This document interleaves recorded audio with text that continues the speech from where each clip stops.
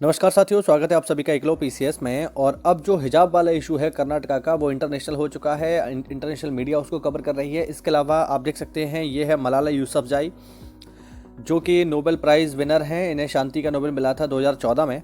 और इन्होंने भी ट्वीट किया है, देख सकते हैं आप लोग, यहाँ पर साफ साफ लिखा हुआ ये ट्वीट है कि college is forcing us to choose between studies and the हिजाब।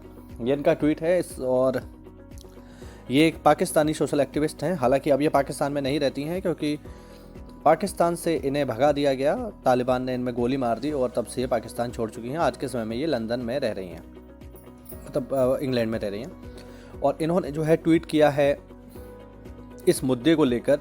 भारत में जो मुद्दे चलते हैं अक्सर करके उन पर ट्वीट करती रहती हैं। इसके अलावा मलाला जो है, मैं आपको याद दिला दूँ, एक पाकिस्तानी है। तो हो सकता है इन्होंने नोबेल प्राइज़ जीता हो, लेकिन इनकी जो छवि रहती है या इनका जो रवैया रहता है भारत को लेकर, वो विरोधी में ही रहता है। इनका ट्वीट आप देख पाएंगे 370 पर। जब 370 को हटाया गया तब भी इन्होंने ट्वीट किया था। इसके अलावा अक्सर करके ये कश्मीर के इशू पर भी ट्वीट करती रहती हैं, दुनिया भर की बातें बताती रहती हैं। और उन ट्वीट्स में कुछ नहीं होता, ये बस भारत को बांटने के लिए या जो पाकिस्तान का प्रोपेगेंडा है उसको आगे बढ़ाने के लिए काम करती हैं। तो अब ये भी इसमें शामिल है। और केवल यही इसमें शामिल नहीं है, इसके अलावा और भी बहुत सारा इंटरनेशनल मीडिया इसमें शामिल है, जो हम देखते हैं आगे। और ये आप देख सकते हैं, ये है अल जजीरा का आर्टिकल, जिसमें लिखा हुआ है Muslim girl wearing hijab barred from classes at Indian college. अब ऑब्वियस बात है, अल जजीरा जो है एक इस्लामिक कंट्री को रिप्रेजेंट करता हुआ एक इंटरनेशनल न्यूज़पेपर है, जिसमें देखिए ऊपर ही हेडिंग बनाई गई इस्लामोफोबिया। यानी स्पष्ट रूप से ये जो दिखाने की कोशिश कर रहे हैं पूरी दुनिया को, वो ये कि पूरे इंडिया में मुसलमानों के साथ बहुत ही ख़राब व्यवहार हो रहा है, मुसलमानों को पढ़ने नहीं दिया जा रहा है। बेसिकली ये सारी चीज़ें यहाँ पर बता रहे हैं। और केवल इसमें अल जजीरा शामिल नहीं है, मैं आपको एक एग्जांपल इसका और देता हूँ, देखिए। इसके अलावा साथियों, ये देखिए, ये है TRT वर्ल्ड, जो कि टर्की का सरकारी मीडिया है। और वो हमारे बारे में लिख रहा है कि इंडिया इज़ नॉट फ्रांस। यानी जिस तरीके से फ्रांस ने अभी कुछ दिन पहले बैन लगा दिया था बुर्के पर, उस तरीके से इंडिया नहीं लगा पाएगा। और इसमें वो लिखते हैं, इंडिया इज़ नॉट फ्रांस से activist fighting to bear the hijab in schools. यानी भारत में जिस तरीके से बात चल रही है हिजाब को लेकर के, उस तरीके से भारत नहीं कर पाएगा, क्योंकि भारत फ्रांस नहीं है। अब यहाँ पर आप इसका नैरेटिव समझिए कि ये सारा नैरेटिव है क्या, ये किस तरीके से चीज़ें चल रही हैं। देखो, मैं आपको बिल्कुल क्लियर कर दूं कि इंडिया की इमेज को लेकर के अक्सर करके जो भारत के विरोधी देश हैं वो इस तरीके की चीज़ें करते रहते हैं। सबसे पहली चीज़ यहाँ पर आप ये क्लियर कर लो कि हिजाब की जो बात है वो पूरे इंडिया में बैन करने की तो है ही नहीं ना। क्या पूरे इंडिया में भारत को बैन किया, मतलब पूरे इंडिया में हिजाब को बैन किया जा रहा है? नहीं, बिल्कुल नहीं। दूसरा, हिजाब की जो बैन करने की बात आ भी रही है वो केवल स्कूल्स में आ रही है, केवल स्कूल्स में। यानी केवल स्कूल में ही बैन करने की बात आ रही है, जो भी आ रही है। खुले में अगर कोई हिजाब पहनना चाहे, बुर्का पहनना चाहे, तो उसको कोई रोक थोड़ी सकता है। वो तो अभी भी लोग पहन रहे हैं, आगे भी पहनेंगे।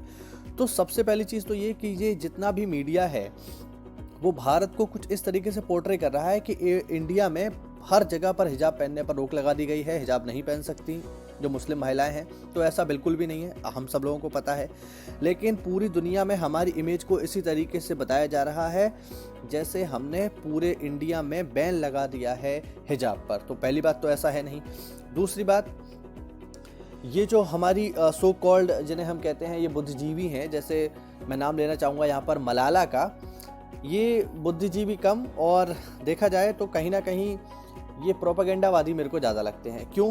क्योंकि मलाला को जब शांति पुरस्कार प्राप्त हुआ है नोबेल का 2014 में, उसके बाद 2017 में नॉर्वे ने अपने यहाँ हिजाब पर बैन लगा दिया। तो अगर मलाला को इतनी ही चिंता है हिजाब की, तो पहले नॉर्वे के खिलाफ ट्वीट करें जाकर, जो कि वो नहीं करेंगी। इसके अलावा मैं आपको बता दूं कि इनकी एक बुक भी है मलाला की, जिसका नाम है आई एम मलाला। ठीक है, जिसका नाम है आई एम मलाला। इस बुक में मलाला खुद ये लिखती हैं कि गर्मी के दिनों में बुर्का भट्टी के समान हो जाता है। ये देख सकते हैं आप, ये ट्वीट है इनका, जिसको किया है आनंद रंगनाथन जी ने, जो कि JNU में प्रोफेसर हैं। उनका ये ट्वीट है और उन्होंने अपने इस ट्वीट में कोट किया है मलाला की बुक को, जिसमें वो खुद लिखती हैं कि गर्मी के दिनों में बुर्का भट्टी बन जाता है। तो जब ये खुद बुर्के के विरोध में है, तो इंडिया के पर्सनल मैटर में, इंडिया के जो हमारा इंटरनल मैटर है उसमें हस्तक्षेप क्यों कर रही हैं? तीसरा, बहुत सारे देश ऐसे हैं जिनमें मुस्लिम देश भी शामिल हैं जिन्होंने हिजाब को बैन कर रखा है। जैसे जहाँ का हम ये सोशल मीडिया का न्यूज़पेपर देख रहे हैं, TRT वर्ल्ड, तुर्की का खुद तुर्की ने ही 2013 में, मतलब तुर्की में ही 2013 तक हिजाब पर बैन था, बुर्के पर बैन था। उसके बाद जब एर्दोगान सरकार आई तब उन्होंने इस प्रतिबंध को हटा लिया, यानी तुर्की में भी 2013 तक हिजाब बैन था। इसके अलावा आपने नाम सुना होगा सीरिया और मिस्र का, इजिप्ट, इन देशों के विश्वविद्यालयों में भी आज भी हिजाब पहनने पर रोक है, आप वहाँ पहनकर नहीं जा सकते। अफ्रीकी देश चाड, इस देश में भी हिजाब पहनने पर रोक है 2015 से। इसके अलावा बुल्गारिया है, डेनमार्क है, कांगो है, जर्मनी है, फ्रांस है, रूस है, इटली है, श्रीलंका है। एक बहुत लंबी लिस्ट है जहां पर हिजाब पहनने पर रोक है। लेकिन आप देखिए, इतने सारे देश होने के बावजूद भी ये मलाला जैसे सो कॉल्ड बुद्धिजीवी ये इन चीज़ों पर कभी भी ट्वीट नहीं करेंगे, क्योंकि वो इनके इंटरेस्ट में नहीं है। क्योंकि ये भले इनको नोबेल मिल गया हो, लेकिन ये दिल से पाकिस्तानी ही है और इनका एक ही प्रोपेगेंडा है कि कैसे भी करके भारत को तोड़ा जाए। तो उसी लिए ये लोग दिन रात काम करते रहते हैं। आप इन चीज़ों में बिल्कुल भी ना फंसें, इन चीज़ों में बिल्कुल भी ना उलझें, अपने आप को संयमित रखें। ये हमारे देश का आंतरिक मामला है और हम इसे आंतरिक तरीके से ही सुलझा लेंगे। हमारे पास विश्व का सबसे बेहतर संविधान है, हमें इस पे भरोसा रखना चाहिए, हमें अपनी चीज़ों पे भरोसा रखना चाहिए, अपनी न्याय व्यवस्था पे भरोसा रखना चाहिए और हम इसे अपने तरीके से ही सुलझाएंगे। इन विदेशी लोगों को हमारे मामलों में हस्तक्षेप करने की कोई भी आवश्यकता नहीं है, क्योंकि ये बहुत बड़े हिपोक्रेट हैं। आप इस बारे में क्या सोचते हैं, कमेंट के माध्यम से मुझे ज़रूर बताइए। मैं आपके सारे कमेंट पढ़ूंगा और तब तक के लिए जय हिंद, जय भारत, वंदे मातरम।